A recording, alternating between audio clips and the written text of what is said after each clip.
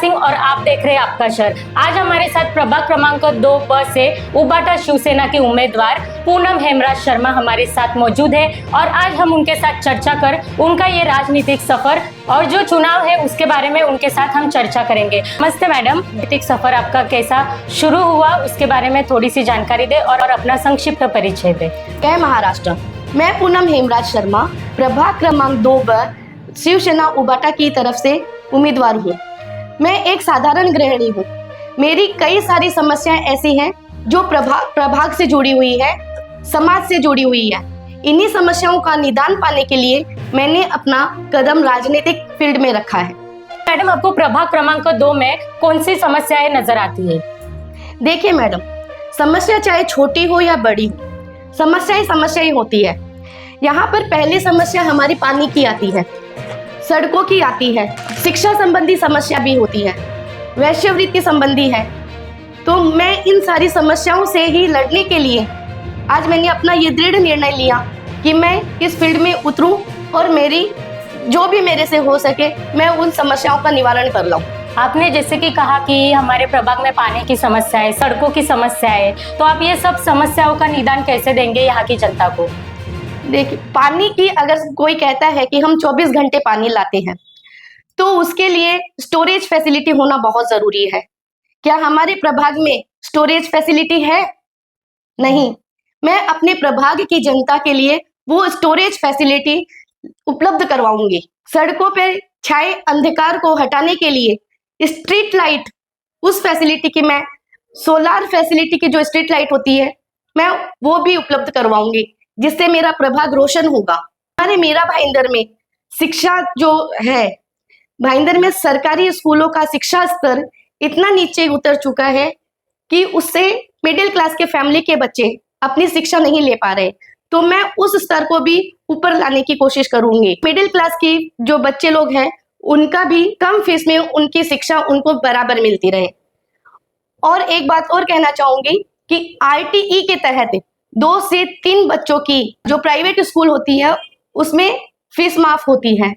तो जो होनहार बच्चे हैं जो अपनी शिक्षा नहीं कर पाते हैं उनको भी मैं उनका अधिकार दिलवाऊंगी। PMC के जो कचरा उठाने वाली गाड़ियां हैं वो भी समय पर आएगी और कचरा उठा कर लेकर जाएगी, तो हमारा प्रभाग स्वस्थ रहेगा और स्वच्छ रहेगा।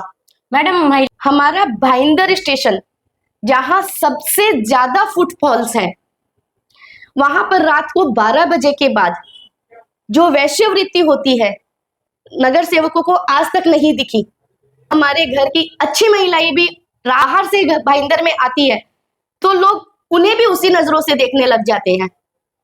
तो ये चीज बहुत गलत है। सड़कों पर केवल चुनाव आने से पहले या चुनाव के टाइम खुदाई चालू कर देते हैं और दिखाते हैं कि हम बहुत जोरों से काम कर रहे हैं।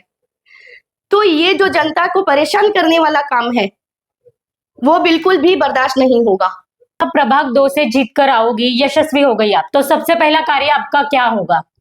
अगर मैं आपके बीच प्रतिनिधि के रूप में चुनी जाती हूँ तो मेरा पहला कार्य यही होगा कि जो बार बार खड्डे की जो खुदाई होती है और खड्डे के नाम पे, सड़क खुदाई के नाम पे जो राजनीति की जाती है वो ऐसे नहीं होगी। उसके लिए आपको अनुमति लेनी रहेगी। बिना अनुमति के कोई खड्डा नहीं खुदेगा, कोई खुदाई नहीं होगी और कोई जनता की परेशानी नहीं होगी। परमिशन लेनी जरूरी हो जाएगी, खुदाई चालू नहीं की जा सकती है। शिवसेना उबाटा का पैनल सबसे अलग है क्योंकि इस पैनल में किसी प्रकार की कोई जातिवादी का कुछ राजनीतिक नहीं है। आप देख सकते हैं प्रभाग क्रमांक अ से राजेंद्र डाकवे जी जो कि महाराष्ट्र से हैं, वैसे मैं पूनम हेमराज शर्मा राजस्थान से हूँ।